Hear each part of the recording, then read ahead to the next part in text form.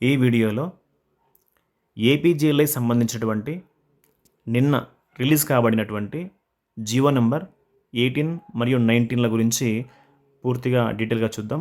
అయితే GO number 18లో ఏమున్నాయి, GO number 19లో ఏమున్నాయి చూద్దాం. జీవో నెంబర్ 18లో ఏపీజీఎల్ఐ ఫండ్ రూల్స్ ఉన్నాయి 2024 సంబంధించి. అదేవిధంగా 19లో వచ్చేసి APGLI streamline and online delivery of APGLI services on Nidhi. ఈ విధమైనటువంటి 2 రకాల జీవోలు మనకు నిన్న విడుదల కావడం జరిగింది.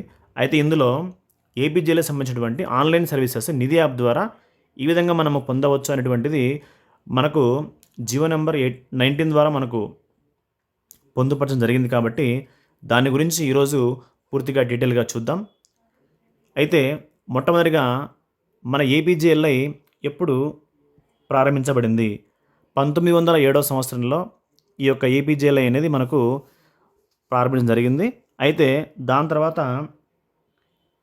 1997లో ఒక కంప్యూటరైజ్ చేసుకొని వచ్చి ఏపీజీఎల్ఐని మళ్ళీ దాన్ని కంప్యూటరైజ్ చేయడం జరిగింది. ఆ తర్వాత 98లో ఒక కొత్త సాఫ్ట్వేర్ని తీసుకొని వచ్చి మళ్ళీ మన యొక్క వివరాలు అందులో అప్డేట్ చేసుకుంటూ పోవడం జరిగింది. అయితే ఇప్పుడు దానికి అప్గ్రేడ్ వర్షన్గా ఇంకొక సాఫ్ట్వేర్ తీసుకోవడం జరిగింది. దాని పేరే ఆటోమేటిక్ ఇన్సూరెన్స్ మేనేజ్మెంట్ సిస్టమ్. అయితే ఈ ఏపీజీఎల్ఐలో మనకు ఏ విధంగా మనము ఒక ఉద్యోగి కానీ ఉపాధ్యాయుడు కానీ బెనిఫిట్స్ పొందవచ్చు. ఏపీజీఎల్ అనేది సర్వీస్ కాలంలో మరణించినప్పుడు లేదా పదవి విరమణ అనంతరం వర్తించేటువంటి బోనస్తో కలిపి ఏకమొత్తంగా అందించడం ద్వారా ప్రభుత్వ ఉద్యోగుల ఆర్థిక భద్రతకు వీలు కల్పిస్తున్నటువంటి ఒక భద్రతా వలయంగా దీన్ని చెప్పొచ్చు. ఎందుకంటే సర్వీస్లో ఉన్నప్పుడు కానీ, సర్వీస్లో అయిపోయిన తర్వాత కానీ, ఒకవేళ మధ్యలో రిస్క్ జరిగి చనిపోయినా కానీ, ఏ విధమైనటువంటి పరిస్థితులు ఉన్నా కూడా మన యొక్క సమ్మషుడ్ అమౌంట్ ప్లస్ బోనస్ అమౌంట్ ఇచ్చి మనకు ఒకేసారి పెద్ద మొత్తాన్ని ఇచ్చేటువంటి ఒక గొప్ప ఆర్థిక వ్యవస్థ ఈ యొక్క ఏపీజీఎల్ఐ. అయితే ఈ యొక్క ఆటోమేటిక్ ఇన్సూరెన్స్ మేనేజ్మెంట్ సిస్టమ్ ద్వారా మనం ఇప్పుడు రకరకాల సేవలు మనం పొందవచ్చు. అంటే దీని ద్వారా ఇప్పుడైతే మనకి ఏ విధంగా ఉన్నటువంటి సర్వీసెస్లు కంటిన్యూ అవుతూ అందులో ఉన్నటువంటి జాప్యం అంటే ఆలస్యాన్ని కూడా నివారిస్తూ మరింత సులభతరంగా, మరింత వేగవంతంగా, ఖచ్చితత్వంగా ఉండేటువంటి సర్వీసులు మనం పొందవచ్చు. అయితే ఈ యొక్క ఏపీజేఎల్ఐ స్కీమ్ని మనం పొందడానికి ఎలాంటి అర్హతలు మనం కలిగి ఉండాలి అంటే 20 సంవత్సరాల నుంచి 57 సంవత్సరాల మధ్యలో ఉన్నటువంటి ఉద్యోగి ఉపాధ్యాయుడు కానీ ఈ యొక్క స్కీమ్కి అర్హులే. అయితే ఈ యొక్క 57 సంవత్సరాలు దాటిన తర్వాత మనము ఎలాంటి ప్రపోజల్ పంపించినా కూడా ఏపీజేఎల్ఐ ఆఫీస్ వారు వాటిని యాక్సెప్ట్ చేయడం జరగదు. అయితే మనం ఏపీజేఎల్ఐ ద్వారా ఎలాంటి స్కీమ్లు మనము ఈ స్కీమ్ ద్వారా ఎలాంటి సర్వీస్ మనం పొందవచ్చు? ఇక్కడ 5 రకాల సర్వీస్ మనం పొందవచ్చు. 1 mandatory subscription, 2 issue of policy bonds, 3 voluntary enhancement of premium, 4 availing loans on policies, 5 settlement of maturity, surrender, death claims. అంటే ఈ విధమైనటువంటి 5 రకాల సర్వీసెస్ని మనము ఈ యొక్క ఏపీజేఎల్ఐ ఆన్లైన్ సర్వీస్ ద్వారా మనము పొందడం జరుగుతుంది. అయితే ఈ వివిధ రకాల 5 రకాల సర్వీసులు మనం ఏ విధంగా పొందవచ్చు అంటే సేవలు నిధి ద్వారా ఆన్లైన్ విధానంలో మాత్రమే అందించబడతాయి. మాన్యువల్ ప్రాసెస్లు కానీ, ఫిజికల్ డాక్యుమెంట్లు కానీ ఇక్కడ నుండి ఏమీ ఉండవు. కేవలము ఆన్లైన్ సేవలు నిధి యాప్ ద్వారా నిరంతరాయంగా అంటే దరఖాస్తు నుండి మంజూరు మరియు పంపిణీ వరకు అంటే మనం అప్లై చేసుకున్నప్పటి నుంచి మన శాంక్షన్ అయ్యేంత వరకు ఈ యొక్క యాప్ ద్వారానే మనకు జరగడం జరుగుతుంది. పూర్తిగా నిధి ద్వారా మనకు వచ్చేటువంటి సమాచారము డిజిటలైజ్గా ఉంటుంది. కాబట్టి ఈ యొక్క సర్వీసెస్ని మనము ఇక నుండి కేవలం నిధి పోర్టల్ ద్వారానే పొందుతాము. అందుకే ఇన్ని రోజుల నుంచి మనకు 2022 అక్టోబర్లో పెంచుకున్నటువంటి బాండ్స్ కూడా జనరేట్ అయినప్పటికీ మనకు వివరాలు నిధి పోర్టల్లో సంక్షిప్తం చేయడం కోసము, అక్కడ ఎంటర్ చేయడం కోసము ఇన్ని రోజుల పాటు మనకు లేట్ కావడం జరిగింది. కాబట్టి ఇక నుండి వచ్చేటువంటి ప్రతి అంశం కూడా మనకు నిధి పోర్టల్ ద్వారానే మనము తెలుసుకోవడం జరుగుతుంది. అయితే ఎంప్లాయీ కానీ ఉపాధ్యాయుడు కానీ ఈ విధమైనటువంటి నంబర్ వాళ్ళకి కేటాయించడం జరుగుతుంది. ఏ విధంగా వాళ్ళకు నెంబర్ కేటాయించడం జరుగుతుంది. గతంలో మనకు తెలిసిందే ఎల్తో స్టార్ట్ అయ్యి 712535 ఆ విధంగా ఒక 6 నెంబర్లతో మనకు ఏపీజేఎల్ఐ నెంబర్ ఉండేది. దాని తర్వాత మనం ఒకవేళ అమౌంట్ పెంచుకున్న దాన్ని బట్టి సఫిక్స్ మనకు ఏబిసిడి ఆ విధంగా మనకు వచ్చేవి. అయితే ఇప్పుడు కూడా సేమ్ అదే నెంబర్లు కంటిన్యూ అవుతాయి. పాత వారికి ఏవైతే ఏపీజేఎల్ఐ నెంబర్స్ ఉన్నాయో అవి అట్లే కంటిన్యూ అవుతాయి. ఇక్కడ నుంచి వచ్చేటువంటి వారు ఎవరైతే ఉన్నారో వారికి మాత్రం వారి యొక్క నంబరు వారి యొక్క ఎంప్లాయ్ ఐడి ద్వారా వచ్చినటువంటి సిఎఫ్ఎంఎస్ ఐడినే వారి యొక్క ఏపీజేఎల్ఐ నెంబర్ అవుతుంది. ఇది మాత్రం మనం గమనించాలి. ఎందుకంటే గతంలో ఉన్న వారికి మనందరికీ తెలుసు ఆ నెంబర్స్ అలాగనే కంటిన్యూ అవుతాయి. అలా కాకుండా కొత్తగా వచ్చినటువంటి వారికి వారి యొక్క సిఎఫ్ఎంఎస్ ఐడినే వారికి ఏపీజేఎల్ఐ నెంబర్గా ఇవ్వబడుతుంది. No separate ID shall be issued. అంటే సపరేట్గా ఐడి అనేది మళ్ళీ జారీ చేయబడదు.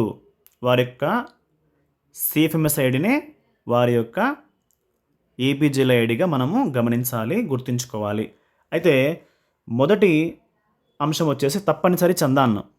అంటే ఖచ్చితమైనటువంటి చందా మనము తప్పనిసరిగా పే చేయవలసి ఉంటుంది. అయితే మన యొక్క బేసిక్ పేని అనుసరించి మనకి మొదటి ప్రీమియంగా డిడిఓ గారు మనకు గతంలో మన యొక్క జీతం నుంచి మినహాయించేవారు.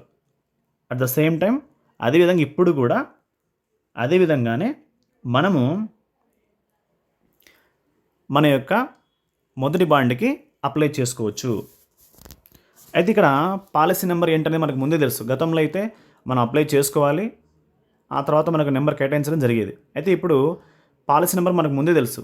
ఎందుకంటే మన యొక్క సిఎఫ్ఎంఎస్ ఐడినే మన యొక్క పాలసీ నెంబర్ కాబట్టి ఆ పాలసీ నెంబర్ ద్వారానే మనము మన యొక్క ప్రీమియంని మినహాయించుకొని మనము మన యొక్క బాండ్స్ని జనరేట్ చేయించుకోవడం జరుగుతుంది.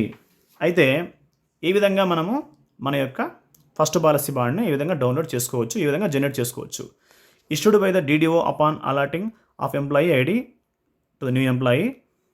Policy number is employee ID suffixed by alphabet A and separated by hyphen. అంటే మన యొక్క ఏపీజేఎల్ఐ నెంబర్ ఏమవుతుందంటే ఏపీజేఎల్ఐ ఐడి ఏమవుతుందంటే మన యొక్క సిఎఫ్ఎంఎస్ ఐడినే మనకి ఏపీజేఎల్ఐ నెంబర్ అవుతుంది. కాబట్టి ఇక తర్వాత వచ్చేటువంటి ఫస్ట్ బాండ్ కాబట్టి మనకి ఏతో వస్తుంది. దాని తర్వాత హైఫన్తో మనం వాటిని వేరు చేసుకుంటాం. Mandatory premium is automatically applied as per the applicable pay slabs. మన యొక్క పే స్లాబ్ అనుసరించి మన బేసిక్ పేకి అనుగుణంగా మన యొక్క ఫస్ట్ ప్రీమియం అనేది మినహాయించడం జరుగుతుంది. Premium is deducted from the first pay bill.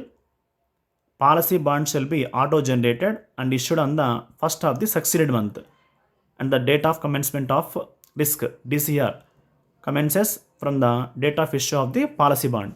అంటే మనకి ఈ నెల మనం కనుక ప్రీమియాన్ని మినహాయిస్తే మనకు బాండ్ జనరేట్ అవుతుంది. అది నెక్స్ట్ మంత్ ఫస్ట్కి మనకి బాండ్ ఇష్యూ కావడం జరుగుతుంది. కాబట్టి మన యొక్క risk date of commencement of risk కూడా డిసిఆర్ కూడా మనకు ఆ రోజు నుంచి మాత్రమే మన బెనిఫిట్స్ కూడా వర్తిస్తాయి. మనం ఏ మంత్ పెంచుకున్నాం ఆ మంత్లో మనకు బాండ్ జనరేట్ అవ్వదు. నెక్స్ట్ మంత్ ఫస్ట్కి మన యొక్క బాండ్ జనరేట్ కావడం జరుగుతుంది. ఇది మనం మొట్టమొదటిగా పెంచుకునేటువంటి ఫస్ట్ బాండ్కి ఏ విధంగా వస్తుందనేది మనము గుర్తుంచుకోవాలి. అయితే సబ్సిక్వెంట్ పాలసీ బాండ్స్ ఒకవేళ మనము మళ్ళీ మినహాయించుకుంటే అంటే తర్వాత నుంచి వచ్చేటువంటి బాండ్స్ ఏ విధంగా మనము చేసుకోవాలి. ఈ విధంగానైతే మన యొక్క బాండ్స్ మనకి ప్రీమియం మినహాయించుకొని మనం బాండ్స్కి అప్లై చేస్తున్నామో సేమ్ అదేవిధంగా మళ్ళీ కూడా మనం సెకండ్ బాండ్ అప్లై చేస్తే బి వస్తుంది, థర్డ్ బాండ్ సి వస్తుంది, ఫోర్త్ బాండ్ డి వస్తుంది. ఈ విధంగా అయితే మనకు మాన్యువల్లో జరుగుతుందో అదేవిధంగా దీంట్లో కూడా మనకు పాలసీ బాండ్లు తర్వాత బాండ్లు మనము అప్లై చేసుకోవచ్చు, రిక్వెస్ట్ చేసుకోవచ్చు. అయితే తప్పనిసరి ప్రీమియం స్లాబులు ఏ విధంగా మనం చేసుకోవాలి. గతంలోనైతే మనకు సంబంధించినటువంటి అన్ని రకాల ఆల్ ఫామ్స్ వచ్చేసి ఏపీజేఎల్ఐ సైట్లో APJLI.AP.gov.in మనం చేసుకునే వాళ్ళం.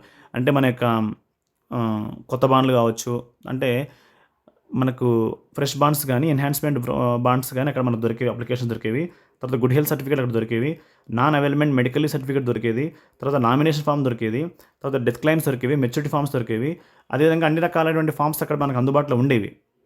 కాబట్టి అయితే ఇప్పుడు ఉన్నటువంటి ఈ పోర్టల్లో నిధి పోర్టల్ ద్వారానే మనము మనకు సంబంధించినటువంటి అన్ని రకాల ఫామ్స్ మనము ఆ లింక్ ద్వారా పొందవచ్చు. https nidhi.apcfss.in దాని ద్వారా మాత్రమే మనము మన యొక్క అన్ని రకాల ఫామ్స్ పొందవచ్చు. ఇక్కడ చదవండి, https nidhi.apcfss.in. దీని ద్వారా మనము అన్ని రకాల ఫామ్స్ మనం పొందవచ్చు. అయితే మనం అప్లై చేసినటువంటి బాండ్స్ మనకు డీడీఓ గారు మనకు సార్ లాగిన్లో మనకు డీడీఓ గారు ఎవరైతే ఉంటారో వారి ద్వారా మనం లాగిన్లో జనరేట్ అవుతాయి. అవి జారీ చేసిన బాండ్లు నిధిలో తక్షణమే మనకు అందుబాటులో ఉంటాయి. నిధి పోర్టల్లో మనకు వెంటనే మనం చెక్ చేసుకోవచ్చు. ఇప్పటిలాగా మనకు జనరేట్ అవ్వాలి, మళ్ళీ డౌన్లోడ్ అవ్వాలి అనేటువంటి సమస్యలు ఏమి ఉండవు. చాలా తొందరగా సులభంగానే మనకు అత్యంత ఖచ్చితంగానే మనకు బాండ్స్ కూడా డౌన్లోడ్ కావడం జరుగుతుంది. అయితే నెలవారీ ప్రీమియంని మనం స్వచ్ఛందంగా పెంచుకోవాలనుకోండి. ఒకవేళ ఇప్పుడు మనకు ఉన్నటువంటి బేసిక్ పేకి అనుగుణంగా 8% మనము ప్రీమియం ఎన్హాన్స్ చేసుకుంటున్నాం. అట్లా కాకుండా మనకు మ్యాక్సిమం అమౌంట్ 15% అని మనకు ఆల్రెడీ మనకు పొందుపరుచున్నారు. కాబట్టి మన బేసిక్ పేలో మనము 15% మనం కనుక పెంచుకోవాలనుకున్నప్పుడు ఈ విధంగా చేసుకోవాలి. గతంలో అయితే మనము మన యొక్క అమౌంట్ని బేసిక్ పేకి ఇంటూ 15 వేసుకొని మనం చేసుకొని ఎంయూ గారి ద్వారా లేదా హెచ్ఎం గారి ద్వారా మనము అప్లికేషన్ పంపించేవారము. అయితే ఇప్పుడు కూడా అదేవిధంగా ఈ యొక్క మనకు ఉన్నటువంటి రకరకాల వ్యాధులు ఏవైతే ఉన్నాయో, దీర్ఘకాలిక గుండె, సెరిబ్రల్, మూత్రపిండాలు, పల్మనరీ, ఆంకాలజీ వ్యాధులని పాలసీదారులు ఇక్కడ పేర్కొన్నటువంటి షరతుల ప్రకారం మనకు వాళ్ళు అర్హులుగా ఉంటారు. అయితే ఏంటంటే మూల వేతనంలో 8% వరకు, అంటే మనకి బేసిక్ పేలో 8% వరకు సెల్ఫ్ డిక్లరేషన్పై మరియు వైద్య పరీక్షలు లేకుండా, అంటే మన యొక్క డిక్లరేషన్తో మాత్రమే ఉంటుంది. అక్కడ ఎలాంటి వైద్య పరీక్షలు మనకు అవసరం లేదు. ఇప్పుడు 8% అయితే అంటే మన స్లాబ్ ప్రకారం కనుక మనం ఏబిజిఎల్ అమౌంట్ పెంచుకుంటే మనకి ఈ విధమైనటువంటి గుడ్ హెల్త్ సర్టిఫికేట్ మనకు అవసరం లేదు. ఇక రెండోది, మన యొక్క బేసిక్ పేలో 15% వరకు మనం పెంచుకుంటే ఇది గరిష్టమైనటువంటి అమౌంట్, మ్యాక్సిమం అమౌంట్. ఇది పెంచుకుంటే ఖచ్చితంగా సెల్ఫ్ డిక్లరేషన్ ఉండాలి. అదేవిధంగా తప్పనిసరిగా గుడ్ హెల్త్ సర్టిఫికేట్ మనం పెట్టాలి. వైద్య పరీక్షలు కూడా ఖచ్చితంగా మనము పెట్టాలి. ఇది కూడా మనకి ఒక్కసారి మనం పెంచుకున్న తర్వాత వెంటనే మళ్ళీ నెక్స్ట్ మంత్ ఆ మంత్ మనం పెంచుకొని కుదరదు. కనీసం మధ్యలో 1 year గ్యాప్ ఖచ్చితంగా ఉండాలి. 7 ఏడాది సర్వీస్ ఖచ్చితంగా మనకు పూర్తయిన తర్వాత మాత్రమే ఈ యొక్క బాండ్ మళ్ళీ మనం అనదర్ బాండ్ మనం అప్లై చేసుకోవచ్చు. ఆర్థిక సంవత్సరానికి ఒకసారి మాత్రమే మనకు బాండ్ అనుమతించడం జరుగుతుంది. ఇది మనకి ఈ యొక్క బాండ్స్ మనం ఏ విధంగా చేసుకుంటాం అన్నది. అయితే ఏ విధంగా ప్రాసెస్ చేయబడుతుంది, మనము ఈ బాండ్స్ని ఫస్ట్ మనకి ఎలా బాండ్ జనరేట్ అవుతుంది, తర్వాత అది ఎంత మనకు పర్సంటేజ్ ఉండాలి, మూల వేతనం ఎంత ఉండాలి, మినిమం ఎంత, మ్యాక్సిమం ఎంత తెలుసుకున్నాం. అయితే ఇప్పుడు ఈ విధంగా ప్రాసెస్ ఎలా జరుగుతుంది, ఇది మనకు బాండ్ జనరేట్ కావాలంటే దీనిలో ఎవరెవరు ఏ రకమైనటువంటి పనులు నిర్వహించాలని చూద్దాం. ఇక్కడ కనీస వేతనంలో 8% వరకు పెంపు, మనకు 8% వరకు మనం పెంచుకోవచ్చు. సమర్పించిన వివరాలను డీడీఓ గారు తనిఖీ చేయాలి. చేసిన తర్వాత ఒకవేళ ఎలాంటి దాని తేడా లేకపోతే 7 working daysలో ప్రీమియం పెంచినటువంటి ప్రతిపాదన ఆమోదించాలి. మరియు వెంటనే దాన్ని ప్రీమియంని మనకు మన జీతం నుండి దాన్ని మినహాయించాలి. అంటే దీని యొక్క మనకు ముఖ్యమైనటువంటి అంశం అంటే 8% నుంచి 15% వరకు మధ్యలో మాత్రమే మన యొక్క స్లాబ్స్ అనేవి ఉండాలి. ఆ తర్వాత పాలసీదారు ఫస్ట్ మనం చేయాల్సిన పని ఏంటి, ఎవరైతే పాలసీ హోల్డర్ ఉన్నారో వారు నిధిలో ప్రీమియం పెంపుదల కోసం ఫస్ట్ అప్లై చేసుకోవాలి. మరియు పాలసీదారుడు పనిచేస్తున్న ప్రాంతంపై అధికార పరిధిని కలిగి ఉన్నటువంటి సివిల్ సర్జన్ జారీ చేసిన వైద్య ధృవపత్రం యొక్క స్కాన్ చేసిన ప్రతిని అప్లోడ్ చేయాలి. ఇది ఖచ్చితంగా మనం తెలుసుకోవాల్సిన విషయం. అంటే ఫస్ట్ మనము రిక్వెస్ట్ పెట్టుకోవాలి, నేను ఇంత అమౌంట్ ఎన్హాన్స్ చేసుకుంటున్నానని చెప్పేసి మనము ఫస్ట్ రిక్వెస్ట్ పెట్టుకోవాలి. పెట్టుకున్న తర్వాత ఆ ప్రాంతంలో ఉన్నటువంటి అధికార పరిధి ఉన్నటువంటి సివిల్ సర్జన్తో మనము ఒక సంతకం చేయించినటువంటి స్కాన్ చేసినటువంటి ఒక కాపీని మనం దాంట్లో అప్లోడ్ చేయాలి.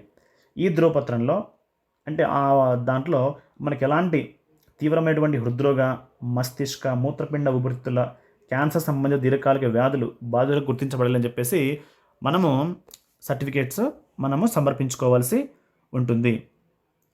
ఆ ధృవీకరణ పత్రం పైన మనకు మన యొక్క డిసీజెస్ ఏమైనా ఉంటే ఖచ్చితంగా వాటిని మెన్షన్ చేయవలసి ఉంటుంది. కాబట్టి అవన్నీ కూడా మనం తెలుసుకొని అప్లై చేసుకోవాలి. ఇవన్నీ వితిన్ 7 working daysలో మన డీడీఓ గారు వాటిని మొత్తం వెరిఫై చేసి మన రిక్వెస్ట్ అనేది ఫస్ట్ నిధి పోర్టల్లో మనం రిక్వెస్ట్ పెడతాము. దాన్ని డీడీఓ గారు వివరాలన్నీ పత్రాలన్నీ ధృవీకరించిన తర్వాత డీడీఓ గారు 7 పని దినాల్లో ప్రీమియం పెంపుదల ప్రతిపాదన ఆమోదిస్తారు. మరియు దాని నుంచి ఏపీజీఎల్ఐ ఆఫీస్కి అంటే ఏపీజీఎల్ఐ సైట్కి అది వెళ్ళడం జరుగుతుంది.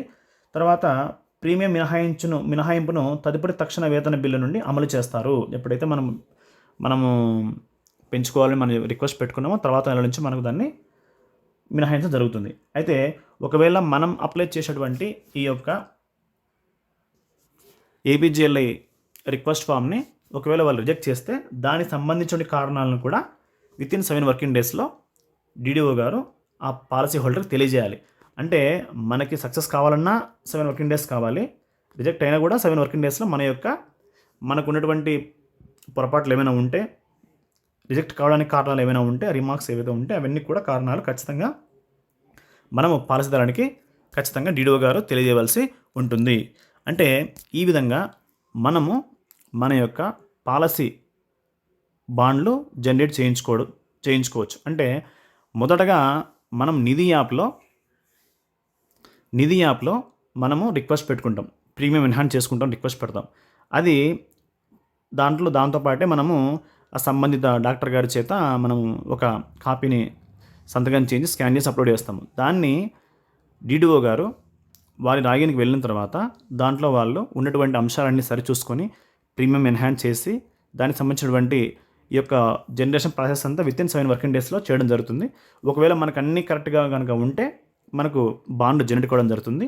ఆ తర్వాత ఒకవేళ కనుక దాంట్లో ఉన్నటువంటి అంశాలు డిడిఓ గారికి నచ్చకపోయినా, దాంట్లో ఏమైనా పొరపాట్లు కనుక ఉన్నా, దాంట్లో తప్పులు కనుక ఉన్నా వారు దాన్ని తిరస్కరించవచ్చు. దానికి గల కారణాలు కూడా మనకు వారు తెలియజేయడం జరుగుతుంది. ఇది ఏపీజీఎల్ఐ బాండ్ సంబంధించినటువంటి జనరేషన్ ప్రక్రియ. అదేవిధంగా మనకి ఈ విధంగా జనరేట్ అయిన తర్వాత నిధి యాప్లో తక్షణమే మనము వాటిని చెక్ చేసుకోవచ్చు, దాన్ని డౌన్లోడ్ కూడా చేసుకోవచ్చు. తర్వాత అవైలింగ్ లోన్స్ ఆన్ పాలసీస్. మనము మన యొక్క పాలసీల ద్వారా మనము ఏ విధంగా లోన్స్ పొందవచ్చు, రుణాలు పొందవచ్చు. The policy holders may avail loans on policy as per following conditions. ఈ విధమైనటువంటి కండిషన్స్తో మనము మన యొక్క లోన్స్ అప్లై చేసుకోవచ్చు. First loan can be availed after payment of 36 months monthly premiums. అంటే కనీసము 36 నెలల యొక్క మన ప్రీమియం చెల్లించిన తర్వాతనే మనము ఈ యొక్క లోన్స్ అప్లై చేసుకోవడానికి మనము అర్హులము అవుతాము. అంటే 36 నెలలు అంటే కనీసం 3 years మనం ఖచ్చితంగా పే చేసి ఉండాలి. Difference between premium due and premium paid shall not be more than 10% of the premium due. అంటే మనం చెల్లించాల్సినటువంటి ప్రీమియం మరియు చెల్లించిన ప్రీమియం మధ్య వ్యత్యాసము చెల్లించాల్సిన ప్రీమియంలో 10% మించరాదు. అదేవిధంగా minimum loan amount is 10,000 and not more than 90% of surrender value of the policy. అంటే మనము loan తీసుకోవాలి అంటే మినిమం అమౌంట్ 10,000 రూపాయలు ఖచ్చితంగా ఉండాలి, కనీసంగా 10,000 ఉండాలి. అయితే గరిష్టంగా వచ్చేసి మనం అప్పటి వరకు పే చేసేటువంటి ప్రీమియంలో 90% వరకు మాత్రం గరిష్టంగా మనకు శాంక్షన్ చేయడం జరుగుతుంది. అయితే వాటిని మనము ఎన్ని రోజులుగా మనం తిరిగి చెల్లించాలి? ఇది మనకు ఇన్సూరెన్స్ కాబట్టి ఖచ్చితంగా తిరిగి చెల్లించాల్సిందే. ఇది రిఫండబుల్ కాబట్టి ఖచ్చితంగా మనము రిఫండ్ చేయాల్సిందే. మనము ఇన్సూరెన్స్ అమౌంట్ కాబట్టి దాన్ని చేయాల్సి ఉంటుంది. అయితే ఇది loan to be repaid in 12 to 60 equated monthly instalments. అంటే 12 నుండి 60 సమాన నెలవారీ వాయిదాలు చెల్లించాలి. అంటే దాదాపుగా 1 year నుండి 5 years వరకు మనకు ఈఎంఐ తిరిగి చెల్లించాల్సినటువంటి అవసరం ఉంటుంది. అయితే subsequent loan is permitted only after repayment of 50% of the out standing loan amount. అంటే ఒకవేళ మళ్ళీ మనకు లోన్ అవసరమైతే గతంలో తీసుకున్నటువంటి లోన్కి సంబంధించిన దాంట్లో మనం 50% రుణమైనా చెల్లించి ఉంటే మళ్ళీ మనం నెక్స్ట్ మరొక లోన్కి మనము ఎలిజిబుల్ అవుతాం. ఈ విధంగా మనకు లోన్స్ అప్లై చేసుకోవాలి. అది ఏ విధంగా మనము చేసుకోవాలనేది కూడా మనం ఈ విధంగా తెలుసుకున్నాము. అయితే లోన్ ప్రాసెస్ని ఏ విధంగా మనం చేసుకోవచ్చు. Policy holder shall submit the loan application to the DDO in Nidhi. అంటే నిధి పోర్టల్ ద్వారా మనము పాలసీ హోల్డర్ ఫస్ట్ లోన్ అప్లికేషన్ని సబ్మిట్ చేస్తారు. DDO after verification shall forward application to APGLI office within 7 working days. అంటే డిడిఓ గారు 7 పని దినాల్లో వాటిని దాంట్లో ఉన్నటువంటి అంశాలన్నీ వెరిఫై చేసుకుని 7 working daysలో వాటిని ఏపీజీఎల్ఐ ఆఫీస్కి పంపవలసి ఉంటుంది. APGLI office shall validate and sanction reject the loan application within 7 working days. అదేవిధంగా ఏపీజీఎల్ఏ ఆఫీస్ వారు కూడా 7 వర్కింగ్ డేస్లో వాటిని శాంక్షన్ కానీ రిజెక్ట్ కానీ చేయడం జరుగుతుంది. If sanction the DDO shall process the auto generated payment will within 7 working days. Within 7 working days అంటే ఒకవేళ మంజూరైనట్లయితే డీడీఓ గారు స్వయంచాలకంగా రూపొందించబడినటువంటి చెల్లింపు బిల్లుని 7 పని దినాల్లోగా మనకు ప్రాసెస్ చేయడం జరుగుతుంది. ఒకవేళ if rejected the DDO shall inform the applicant within 7 working days. ఒకవేళ మనము పెట్టుకున్నటువంటి అప్లికేషన్ తిరస్కరణకు గురైతే అంటే రిజెక్ట్ చేయబడితే దానికి సంబంధించినటువంటి విషయాన్ని కూడా ఆ యొక్క పాలసీ హోల్డర్కి ఏపీజీఎల్ ఆఫీస్ వారు 7 వర్కింగ్ డేస్లో తెలియజేస్తారు. అయితే లోన్ ఈఎంఐ డిడక్షన్ ఏ విధంగా మనము మన యొక్క ఈఎంఐని మనం డిడక్ట్ చేసుకోవాలి. The online system automatically generates the loan deduction order after successful disbursement of loan amount to the policy holder. అంటే మనకి మన యొక్క లోన్ శాంక్షన్ అయిన తర్వాత విజయవంతంగా మనకు పంపిణీ చేసిన తర్వాత ఆన్లైన్ సిస్టమ్ ఆటోమేటిక్గా ఆ యొక్క రుణ మినహాయింపు ఏదైతే మనము లోన్ తీసుకుంటున్నామో ఆర్డర్ని జనరేట్ చేస్తుంది. EMI deduction towards the loan comments from the succeeding months payable. అయితే మనం తీసుకున్నటువంటి లోను ఎప్పుడైతే మనకి ఈ మంత్ కనుక మనకు అమౌంట్ శాంక్షన్ అయితే తర్వాత నెల నుంచి మనకు మన బిల్లు నుంచి అంటే మన శాలరీ నుండి దాన్ని డిడక్ట్ చేయడం జరుగుతుంది. అంటే ఈ విధంగా మనం లోన్ ప్రాసెస్ని ఫస్ట్ నిధి యాప్లో మనము రిక్వెస్ట్ పెట్టుకుంటాము. అది దానికి ఉండాల్సినటువంటిది 36 months ఖచ్చితంగా మనకి ఆ యొక్క పీరియడ్ ఉండాలి. దాని తర్వాత మనము 10,000 మినిమం ఉండాలి, 90% మనకి మ్యాక్సిమం ఉండాలి. దాని తర్వాత మనము నిధి యాప్లో రిక్వెస్ట్ పెట్టుకుంటాం. డీడీఓ గారు దాన్ని వెరిఫై చేసుకొని 7 వర్కింగ్ డేస్లో మళ్ళీ ఆఫీస్కి పంపిస్తారు. ఆఫీస్ వారు కూడా దాన్ని వెరిఫై చేసి 7 వర్కింగ్ డేస్లో మీకు యాక్సెప్ట్ కానీ రిజెక్ట్ కానీ చేస్తారు. ఏది చేసినా కూడా మీకు 7 వర్కింగ్ డేస్లో మీకు దాని గురించి వివరాలను అందిస్తారు. ఇది ఏపీజీఎల్ఏ సంబంధించిన లోన్స్ తీసుకున్నటువంటి విధానం. ఇక చివరి అంశం వచ్చేసి settlement of maturity surrender death claims. అయితే ఏ విధంగా మనము మెచ్యూరిటీ మన వాల్యూస్ని మెచ్యూరిటీ బాండ్స్ని ఏ విధంగా మనము క్లెయిమ్ చేసుకోవాలి, సరెండర్ ఎలా సరెండర్ చేసుకోవాలి, డెత్ క్లెయిమ్స్ ఏ విధంగా చేసుకోవాలని చూద్దాం. ఫస్ట్ వచ్చేసి మనకి ఏ విధంగా ఎలాంటి సందర్భాల్లో మనం చేస్తాం. On superannuation claim to be settled along with other retirement benefits. అంటే ఇతర పదవి విరమణ ప్రయోజనాలతో పాటు క్లెయిమ్ను పరిష్కరించబడుతుంది.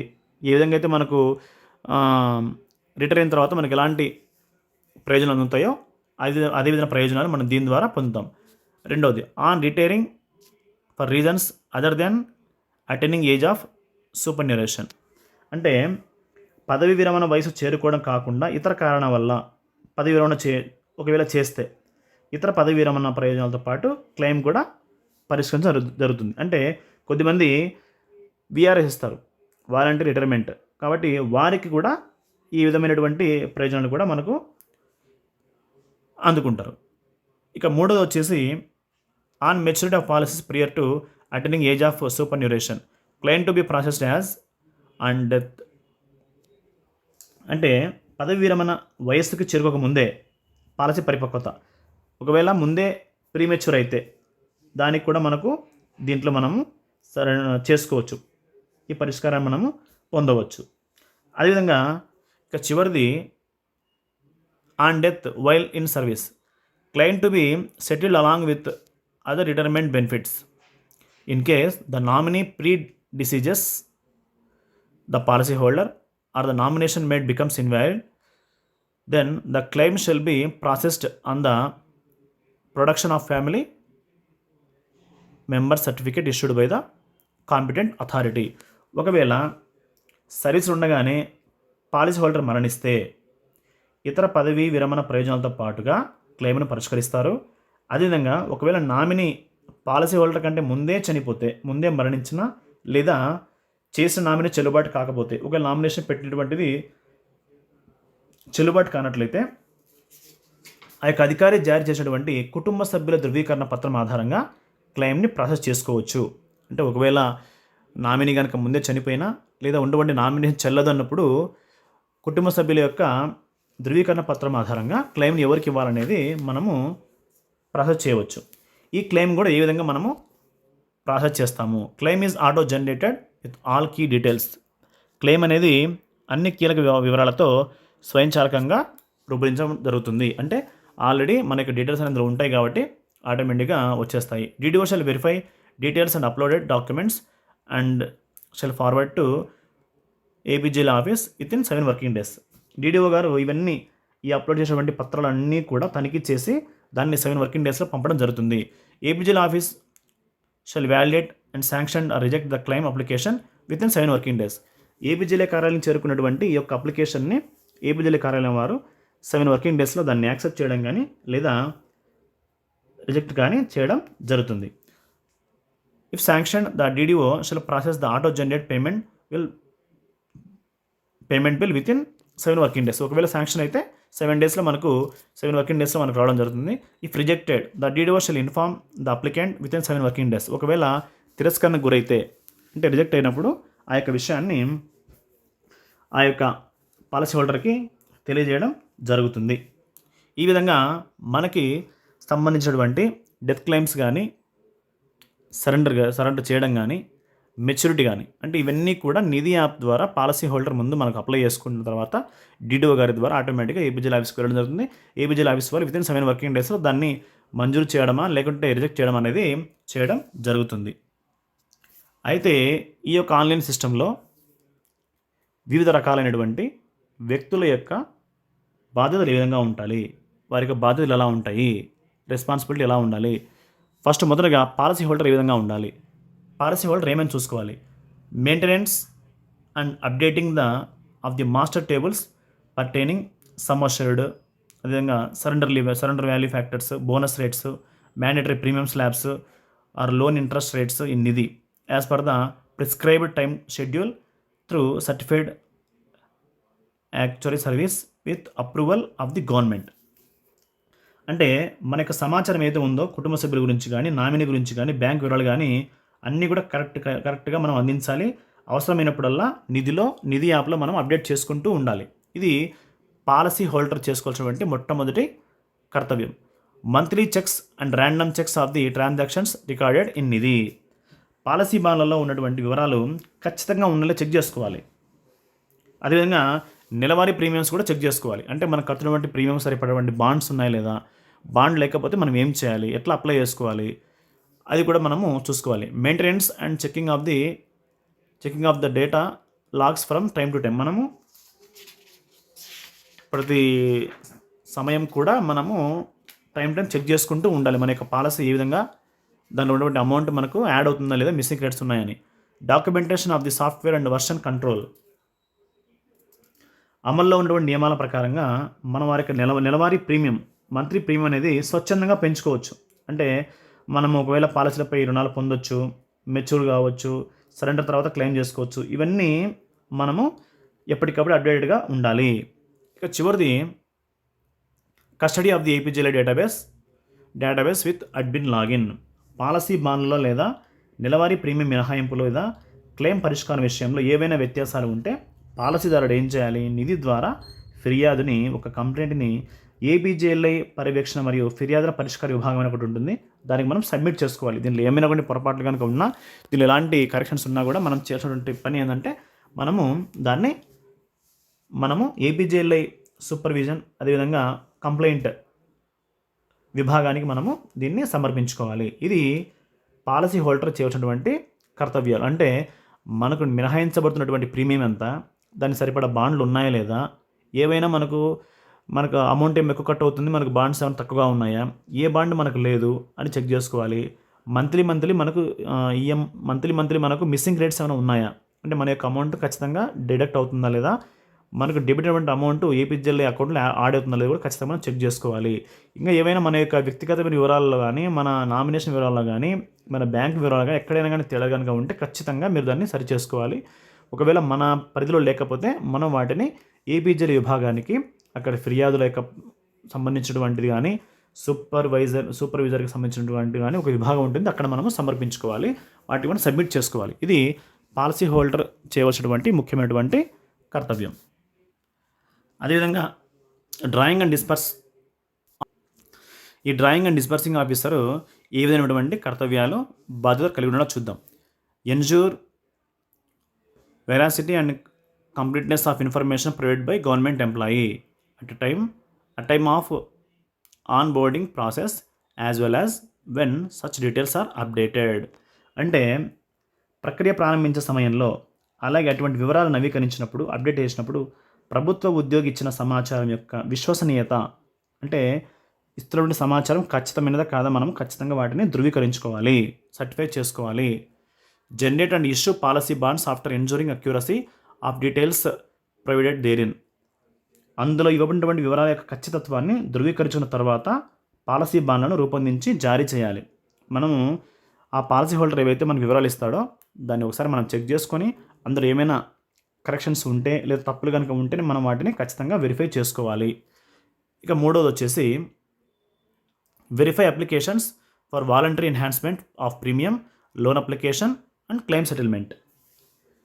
ఎవరైనా ఉద్యోగి కానీ ఉపాధ్యాయుడు కానీ ప్రీమియంని స్వచ్ఛందంగా పెంచుకున్నప్పుడు కానీ, రుణ దరఖాస్తు లోన్ అప్లికేషన్ పెట్టుకున్నప్పుడు కానీ, క్లెయిమ్ పరిష్కారం కోసం దరఖాస్తులు కానీ ఖచ్చితంగా పరిశీలించాలి. ఊరికైనా మనము వాళ్ళు ఏదో పెట్టారో మనకు పాలసీ హోల్డర్ దానికి కరెక్ట్గానే ఉంటాయని చెప్పేసి మనం చూడకపోతే ఖచ్చితంగా అందులో తప్పులు ఉన్నప్పుడు ఆ యొక్క బాధ్యత డిడిఓ గారే భరించవలసి ఉంటుంది. ఆ యొక్క సమస్యను డిడిఓ గారే ఫేస్ చేయవలసి ఉంటుంది. Observe stipulated time lines for processing applications of areas services. అంటే ప్రధాన కార్యాలయం ఏపీజీఏ కార్యాలయం ద్వారా పాలసీ బాండ్లలో వచ్చినటువంటి తేడాలు ఏవైతే ఉన్నాయో వాటిని మనం పరిష్కరించుకోవాలి. Ensure mandatory and voluntarily enhanced premium and loan recoveries are deducted every month in the pay bills or address any discrepancy thereof. ఒకవేళ మనం పెంచుకున్నటువంటి ప్రీమియం కరెక్ట్గా ఉన్నలే చెక్ చేసుకోవాలి. తర్వాత మనకు కొంతమంది లోన్స్ అప్లై చేసుకుని ఉంటారు. లోన్స్ అప్లై చేసుకున్న వారి యొక్క లోన్ సంబంధించినటువంటి ఈఎంఐస్ కరెక్ట్గా మనము చెల్లిస్తున్నామా లేదా. మనకు ఖచ్చితంగా గతంలో అయితే ఏపీజీఎల్ ఆఫీస్ వారు మనకు లెటర్ పంపించేవారు ఆఫీస్కి, మన ఎంఆర్సీ కానీ స్కూల్ కానీ పంపించేవారు డిడిఓ గారికి. వారు దానికి సంబంధించినటువంటి పాలసీ హోల్డర్ ఏదైతే ఉన్నారో వారికి తర్వాత నెల నుంచి వచ్చే జీతంలో వారికి అమౌంట్ను ఈఎంఐ అమౌంట్ మనకు మినహాయించడం చేసేవారు. అది కూడా ఖచ్చితంగా drawing and disbursement officer check చేసుకోవాలి. అంటే పాలసీదారుని యొక్క ప్రతి అంశము డిడిఓ గారు తెలిసి ఉండాలి. వారు పెట్టేటువంటి కొత్త బాండ్లు కానీ, డెత్ క్లెయిమ్స్ కానీ, మెచ్యూరిటీ క్లెయిమ్స్ కానీ, అదేవిధంగా లోన్స్ కానీ ఇవన్నిటిపైన ఖచ్చితమైన అవగాహన డిడిఓ గారు కలిగి ఉండాలి. ఇక మూడోది వచ్చేసి కన్సర్న్డ్ ఏపీజీఎల్ ఆఫీస్. అవి ఏ విధమైనటువంటి బాధ్యతలు కలిగి ఉండాలి. Verify and sanction and reject loans claims forward by DDO as per prescribed time lines. మనకు ఒక టైం లైన్ నుంచి ప్రకారము డిడిఓ గారు పంపినటువంటి రుణాలు కానీ క్లెయిమ్స్ కానీ పరిశీలించాలి. రెండోది మంజూరు చేయడము తిరస్కరించడం అనేది ఏపీజీఎల్ ఆఫీస్ వారి యొక్క చేతిలోనే ఉంటాయి. Resolve grievances submitted to the APGLI monitoring and grievance redressal cell with in stipulated time lines. APGLI పర్యవేక్షణ మరియు ఫిర్యాదుల పరిష్కార విభాగానికి సమర్పించిన ఫిర్యాదులని నిర్ణీత గడువులోగా పరిష్కరించాలి. ఎవరైనా పాలసీ హోల్డరు వారికి ఉన్నటువంటి అనుమానాలు కానీ, వారికి ఉన్నటువంటి వారి యొక్క పాలసీకి సంబంధించినటువంటి తప్పులు కానీ ఏమైనా ఉంటే కనుక వారు ఏపీజీఎల్ఐ పర్యవేక్షణ మరియు ఫిర్యాదుల పరిష్కార విభాగానికి సబ్మిట్ చేస్తారు వారి యొక్క ఫిర్యాదుని. దాన్ని నిర్ణీత గడువులోగానే పరిష్కరించాలి. ఇది ఏపీజీఎల్ ఆఫీస్ యొక్క ముఖ్యమైనటువంటి ఒక కర్తవ్యం. ఇక మూడవది ensure monthly reconciliation of receipts and payments with the DDOs concern. అంటే ఆ కన్సర్న్ డిడిఓస్ ఎవరైతే ఉన్నారో వారి దగ్గర ఉన్నటువంటి రాబడులు కానీ చెల్లింపులు కానీ నెలవారీ ఖచ్చితంగా సమన్వయంలో చూసుకోవాలి. కోఆర్డినేషన్ ఖచ్చితంగా ఇందులో ఉండాలి. ఇక చివరిది monitor service delivery through the information dash boards. ఈ డాష్ బోర్డ్స్ ద్వారా సమాచారాన్ని మొత్తం పర్యవేక్షిస్తూ ఉండాలి. ఇది ఏపీజీఎల్ ఆఫీస్ యొక్క ముఖ్యమైనటువంటి కర్తవ్యాలు. అంటే ఏదైతే డిడిఓ గారు ఏపీజీఎల్ ఆఫీస్కి ఈ క్లెయిమ్స్ గురించి కానీ అదేవిధంగా లోన్స్ గురించి కానీ పంపించి ఉంటారో వాటిని ఖచ్చితంగా వెరిఫై చేయాలి, పరిశీలించాలి. వాటిని మంజూరు చేయడం కానీ లేదంటే కనుక వాటిని మనము రిజెక్ట్ చేయడం కానీ చేస్తాం. అయితే ఒకవేళ పాలసీ హోల్డర్ పెట్టినటువంటి డౌట్స్ కూడా మనము ఏమన్నా కంప్లైంట్స్ ఉంటే కూడా వాటిని ఖచ్చితంగా పరిశీలించాలి. ఇది ఏపీజీఎల్ ఆఫీస్ వారు చేసినటువంటి కర్తవ్యాలు. ఇక ఏపీజీఎల్ఐ డైరెక్టర్ ఆఫ్ ఏపీజీఎల్ఐ ఈయన కర్తవ్యాలు ఏంటి ఉన్నాయి. Maintenance and updating of the master tables. అంటే sum assured, surrender value of factors, bonus rates, mandatory premium slabs and loan interest rates as per the prescribed time schedules through certified action actuary services with approval of the government. ధృవీకరించబడినటువంటి బీమా సేవల ద్వారా మనకి ఆ schedule ప్రకారము బీమా మొత్తం ఎంత ఉంది, సరెండర్ విలువ ఎంత ఉంది, బోనస్ రేట్లు ఎంత ఉన్నాయి, తప్పనిసరి ప్రీమియం స్లాబ్స్, అంటే కొద్దిమంది స్లాబ్స్ కూడా తెలియవు, పాలసీ హోల్డర్లకి స్లాబ్స్ కూడా తెలియవు, కాబట్టి ఆ స్లాబ్స్ మనకు అవగాహన ఉండాలి. అదేవిధంగా రుణ వడ్డీ రేట్లు ఏవైతే మన లోన్ ఇంట్రెస్ట్ కూడా మనకు వాటిపైన కూడా అవగాహన కలిగి ఉండాలి. Shall be the custodian of all the data authorize persons or concern to access data. అంటే మొత్తం డేటాకు ఈయన సంరక్షకుడిగా ఉండాలి. Custodian of all the data and authorize పర్సన్గా కూడా ఈయన ఉండాలి. Concern to access the data, ఆ డేటాని పొందడానికి ఆ కన్సర్న్ వ్యక్తులకు కూడా అధికారాన్ని కూడా ఇవ్వాలి. Ensure that the above data is properly integrated in the online application and validate the same by monthly checks and random checks with our recorded. ఆ యొక్క డేటా ఆన్లైన్ దరఖాస్తులు సరిగ్గా పొందుపరచబడిందని ధృవీకరించుకోవాలి, లేదా రికార్డ్ చేయబడినటువంటి నెలవారీ తనిఖీలు ఏవైతే ఉన్నాయో ఆ చెకప్స్ అవన్నీ కూడా యాదృచ్ఛిక తనిఖీల ద్వారా వాటిని నిర్ధారించుకోవాలి. ఇక ensure that the data logs are validate from time to time, అంటే ఈ డేటా లాగులు ఎప్పటికప్పుడు మనం కరెక్టా కాదని నిర్ధారించుకోవాలి. ఈ విధంగా ఏపీజీ డైరెక్టర్ గారు వారి యొక్క బాధ్యతలన్నీ చూసుకోవాలి. Prepare and submit the annual reports and the government, మనకు సంవత్సరానికి వచ్చేటువంటి నివేదికలు ఏవైతే ఉన్నాయో అవి ప్రభుత్వానికి సమర్పించాలి. తర్వాత APGLI fund certified from account general AP on valuation of APGLI fund. తర్వాత adjustment of interest on fund balances by the accountant general through book adjustment. ఈ విధమైనటువంటి కర్తవ్యాలన్నీ కూడా వారు ఏపీజీఎల్ఐ డైరెక్టర్ గారు ఖచ్చితంగా తెలుసుకొని ఉండాలి. ఇక చివరిగా APGLI monitoring and grievance redressal cell, అంటే ఆన్లైన్ వ్యవస్థ యొక్క అమలును పర్యవేక్షించడానికి ఫిర్యాదుల స్వీకరణ పరిష్కారం కోసం ప్రతి ఏపీజీఎల్ఐ కార్యాలయంలో ఒక వ్యక్తిని నోడల్ అధికారిగా ఏపీజీఎల్ఐ డైరెక్టర్ గారు నియమించాలి. ఏవైనా ఫిర్యాదులు ఉంటే, ఏవైనా తప్పులు ఉంటే, ఏమైనా పొరపాట్లు ఉంటే, కరెక్షన్స్ ఉంటే చేసుకోవడానికి ప్రతి ఆఫీస్కి ఒక వ్యక్తిని నోడల్ ఆఫీసర్గా ఈ యొక్క ఏపీజీఎల్ఐ డైరెక్టర్ గారే నియమించాలి. The name, address, mobile number and email ID of all designated nodal officer shall be communicated by the director APGLI in Nidhi and Finance Department portal. ఆ యొక్క నోడల్ అధికారి ఎవరైతే ఉన్నారో వారి యొక్క పేరు, వారి అడ్రస్, వారి మొబైల్ నెంబర్స్, ఈమెయిల్ ఐడి ప్రతిదీ కూడా మనము నిధి యాప్లో ఖచ్చితంగా నిధి పోర్టల్లో మనము పొందుపరచబడి ఉంచాలి. ఎందుకంటే ఆ పాలసీ హోల్డర్కి వస్తున్నటువంటి అనుమానాలు తీర్చుకోవడానికి ఖచ్చితంగా వారి యొక్క డీటెయిల్స్ అన్ని అక్కడ పొందుపరచబడి ఉండాలి. The nodal officer shall receive or redress the grievances if any within 2 weeks. అంటే నోడల్ ఆఫీసర్స్ ఎవరైతే ఉన్నారో వారికి ఏమైనా ఫిర్యాదు కనుక వస్తే వితిన్ 2 వీక్స్లో వాటిని పరిష్కరించాలి. ఇక 4వ అంశం వచ్చేసి the nodal officer shall submit monthly status reports on grievance redressal to the director APGLI. Nodal అధికారులు నెలవారీ స్థాయి నివేదికలను ఏపీజీఎల్ఐ డైరెక్టర్ గారికి పంపించవలసి ఉంటుంది. అంటే ఇవి వీరి యొక్క ముఖ్యమైనటువంటి విధులు. If the nodal officer is unable to resolve the grievance the case shall be escalated to the director APGLI for further necessary action. ఒకవేళ నోడల్ అధికారి ఆ కంప్లైంట్ని మనము సాల్వ్ చేయలేకపోతే తర్వాత ఉన్నటువంటి డైరెక్టర్ గారు దాన్ని పరిష్కరించడానికి ముందుకు రావాల్సి ఉంటుంది. తర్వాత the director APGLI shell take further necessary action for the seamless transition to the new system.